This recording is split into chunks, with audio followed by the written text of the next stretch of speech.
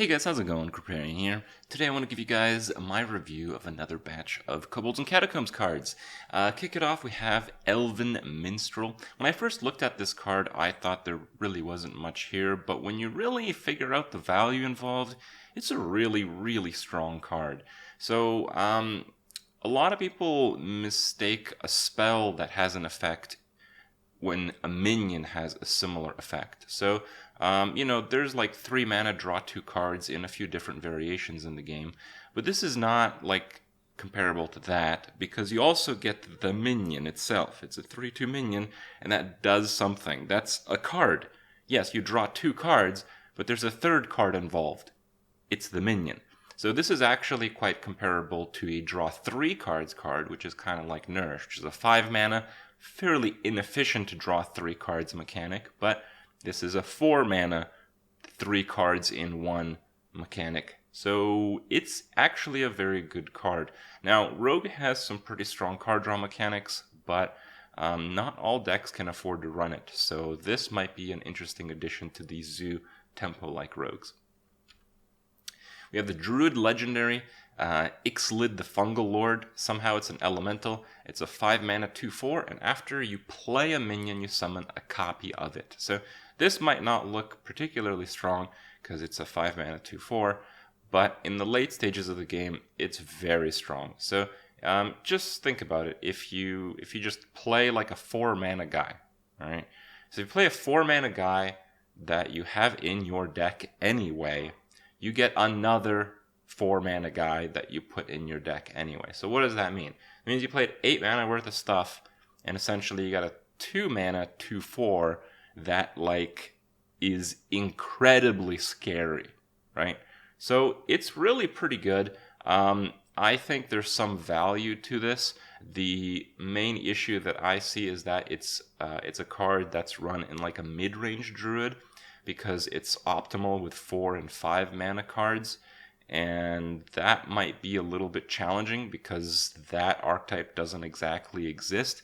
The closest thing to mid-range Druid that we have is the Jade Druid, but this does not work with Jades because the Jades are summoned, they're not played. Possessed Lackey. So we have kind of like Void Caller 2.0. It's a 5 mana 2/2, so the stats are a lot worse, but it recruits the demon from your deck. The downside to this is you don't have as much control over it, because typically when you used to play like Void Caller back in the day, you'd play your small demons and you'd leave the big demons in your hand, and you'd make sure, to the best of your ability, that the effect triggered off of a big demon. If you want to make sure that the effect triggers off of a big demon with this, you have to only play big demons. But if you do that, it's a really good card. Like if the bottom end of your demons is like Doomguard, that's great. 5 mana 2/2, Death Rattle, summon a Doomguard from your deck. Perfect. Love it. Right? But again, that's a very weird Warlock deck, to say the least. So is this going to be played? I'd say probably not, but who knows? A lot of these cards from the upcoming expansion have this kind of theme where they're very powerful standalone cards. They're very good in a specific deck, but that specific deck doesn't exist. That follows a lot of the cards in the upcoming expansion, and I think that's a good thing. There's going to be quite a bit of experimentation, and I look forward to that very much. We have the Paladin legendary weapon, Valinir. It's a 6 mana 4/2. When it dies or gets oozed, dies that way, you give a minion in your hand +4/+2, and when that minion dies, you re-equip this. So it's like you're playing this again for free. So it's kind of like an infinite value weapon if you always have a minion in your hand, and if the minion that gets it that you play never gets stolen, silenced, reshuffled, or any kind of those type of mechanics. So that's obviously a pretty powerful effect. That's a pretty powerful card, but it's a pretty low tempo card. I compared this to the Twilight Hammer, I think it's called. It's a 5 mana shaman weapon. 4/2 again, and you get the 4/2 stats right away. So this Valinir weapon is better than the Twilight Hammer like 3 to 5 turns after you play Valinir. So yes, it's a long game plan type of weapon. And the other downsides of Valinir are that, what if your effect triggers on a minion that's going to be removed and silenced anyway? So what if Valinir triggers on Tyrion, which is actually fairly likely, because if this is a turn 6 weapon, you've played a lot of your early game minions. The things that are left in your hand are typically the minions that will get hard removed or transform removed anyway. So Valinir in that case is not exactly an infinite value card. The other consideration is it seems like Priest is going to continue to be the favored class after the expansion rolls out, and Priest is getting more silence removal. So again, yes, it's a very good card, but it seems like it is going to get meted out in the following set most likely. But if you get one, I recommend holding on to it for the set after that. I think we will see this card in action, just possibly not right away. Then we have the Priest Spellstone. 7 cost, resurrect 2 different friendly minions. So this is very good in like a big Priest type of deck. And if you cast 4 spells and upgrade it, that's pretty hard to do, by the way. 4 spells is a lot. You cast 4 spells, you get to resurrect 3. If you cast another 4 spells, you get to resurrect 4. So it's like the ultimate value. It's like the N'Zoth of like gigantic minions. It's a very, very deck-specific card.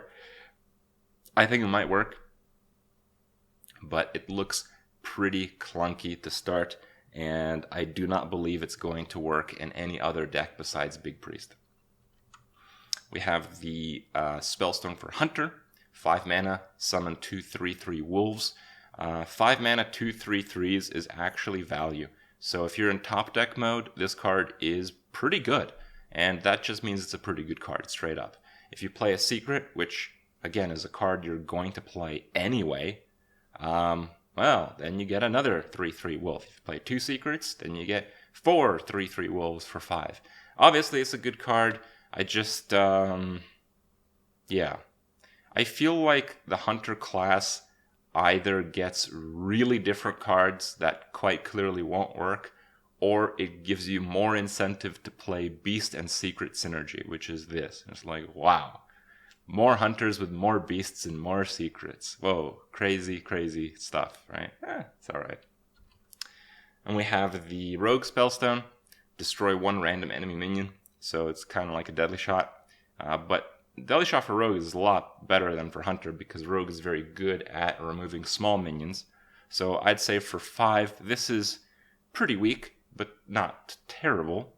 If you play 3 Death Rattle cards, you destroy 2.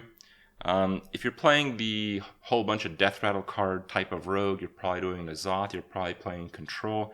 You probably do want some more removal besides just Vile Spines. So this is maybe not bad. I can see this seeing play if that deck can actually survive in the meta, but it's a tough call, I'd say. Twilight's Call. Priest spell. A lot of people were crazy excited over this card. It's a 3 mana summon 1/1 copies of 2 friendly Death Rattle minions that died this game. Now, I'm not sure on how this effect actually works. My interpretation of English is that you need 2 separate, they don't have to be different. If you had 2 Loot Hoarders die, this will put 2 1/1 Loot Hoarders in play. I think that's how it works. But if you only had 1 Loot Hoarder die, I do not believe that you get 2 Loot Hoarders from the one that died as the only Death Rattle minion. So I think it's likely, based on my understanding of the card, worse than most people think it is. It still seems like a pretty decent card. Most people are like, oh my god, it's so good with Obsidian Statue. It's like, I mean, you gotta play more Death Rattle minions than just that one. And even if you're just playing that one, you're gonna have to play both of those, a 9-drop and another 9-drop. They both have to die, and then you're playing this. Is it really gonna matter that much at that point in the game? Probably not. So it's a pretty clunky card actually, but it's a high power level card. So clunky cards that are high power level, I like those. but typically those don't make a huge impact on the game. We have the Mage legendary non-weapon, Dragon Caller Alana, 9 mana 3/3, and the battle cry summons a 5/5 dragon for each spell you cast this game that costs 5 or more. So there's some synergies. There's that card that fills your deck with 5 random cards that when drawn, it plays a random spell. Each of those costs 5. I think it works with that. There's a lot of incentive to run large spells as Mage, so this might work. If you're playing this and you're getting 1/5/5, it's pretty garbage. That's about 6 mana worth of play. If you get 2 5/5s, it's pretty good. That's 13/13 in stats across 3 minions. That's comparable to Onyxia. Onyxia is actually not a bad card, and this can exceed the powers of that quite considerably in some cases. So I think that the bar is 2. If you can consistently play 2 spells that cost 5 or more by turn 9, this card is worth putting into your deck. And if you have the possibility of playing more than that, it can be a really powerful effect. But again, that's a completely different Mage deck than what we've seen so far, though it seems like a lot of cards do support that mechanic, so it probably is an archetype that will be experimented with, and I think it might succeed. Dragon Fury, we have another 5-cost Mage card, and again, it works off of playing large spells. Reveal a spell from your deck, deal damage equal to its cost to all minions. So if you're playing a deck with heavy spells, this is potentially one of the best, possibly the best board clear in the game. That's how good it is. But again, we'll have to see how that deck will work out. I think there's some chance that Freeze Mage can replace Doomsayer with this. The Doomsayer effect has been in Freeze Mage since the beginning in Hearthstone, but I think if you remove Nova, if you remove Doomsayer, and you have the Arcanologist or whatever to siphon those ice blocks, you can play exclusively high-cost spells in that deck, almost at least. And I think this will be a very powerful effect in that case. Dragon Hatcher. People doubt this card. It's obviously not a crazy powerful card, but it's not bad. Anything with an end of turn powerful effect is a pretty strong card. But yeah, it's a 9 mana card. It's a 2/4. Those stats are pretty bad. It seems like Blizzard is doing a great job trying to sabotage evolutions in the upcoming expansion, and that might be pretty funny. But yeah, the idea is you play some pretty powerful dragons. If you play this and recruit one from your deck, that's pretty decent. If you're in that situation, your opponent typically has to deal with the big threat of the dragon and still has to do 4 damage to this. So if you start your turn with like a taunt on the board and you play this, you pretty much win the game. But as a comparison, if you just have the big dragon to begin with, if you just play that behind a taunt, you'll probably win the game just the same. So this is probably not that powerful of a card. But again, I never doubt those repetitive end of turn trigger cards. Those typically find their way into decks more often than you would think. Ironwood Golem. So we had trouble figuring out what recruit 4 or less cards Druid can use, as they have a few triggers coming up. And this is one, I guess. It's a 4 mana 3/6 taunt. It can only attack if you have 3 or more armor. 3 or more armor is not that hard to achieve if you're playing Constructed, because you can design your deck around it. There's certainly things that can give you that amount of armor. In Arena, though, that's a bit of a problem. So in Arena, this is a very passive taunt. Yes, it's only 1 health more than Ascension, but that 1 health, it being on a taunt minion with sufficient attack, is actually a pretty big deal. This is a very well-statted card, and I would not be surprised if we saw a decent bit of this card in the upcoming expansion. Oaken Summons. Speaking of recruit 4 or less for Druid, this is another card that does that. 4 mana, gains 6 armor, kind of synergizes with the taunt we just showed, and recruit a minion 4 or less. So there you go, that's the minion that you want. Kingsblade, the rogue legendary weapon. How about that? 1 mana, 1/3. Not the type of weapon that you really care to play at the start of the game. But the Death Rattle shuffles this into your deck and it keeps any enhancements. So, yeah, when you first play this weapon, it's pretty horrible. You're going to want to play weapon buffs, and weapon buffs don't really work with any other weapons particularly well, but they're okay in general to just use on your base hero power weapon. If you're going to want to succeed with this weapon, there either has to be some weapon searching effects, which we have not seen yet from the rogue class. We've seen them from the warrior, but not the rogue class. Yeah, I don't know. This seems very weird. It seems like it could be potentially powerful, but how many times are you going to draw a specific singleton card from your deck after already playing it? I just remember playing those golden monkey decks where you had to draw a card, put a card back, draw that card again, and draw that card a third time to come up with your win condition. That was usually at the point where you had no cards left in your deck. So if you only draw this once, it's pretty bad. If you draw, it's actually very bad. If you draw this twice, it's okay, probably okay at least. It's really quite good when you draw it the third time. So you need to be playing a rogue deck that basically will get to the very last few cards or just deck itself completely constantly. I don't know. Might be interesting to try to make that happen. Crystal Lion, 6 mana, 5/5 Divine Shield, and it costs 1 less for each Silverhand recruit you control. I like these type of cards that reward you for having a clunky opener. So if you're playing Paladin and you just got hero power, maybe you got a weapon to protect your dudes, this can come in a little bit early. So that's kind of nice. I find it difficult to play a card like this in the constructed format because it's so aggressive on the board, and hero powering in an aggressive board situation is usually suicide for Paladin, but I think it's a pretty interesting arena card at the very least. And then finally, I have Bladed Gauntlet, a new non-legendary warrior weapon.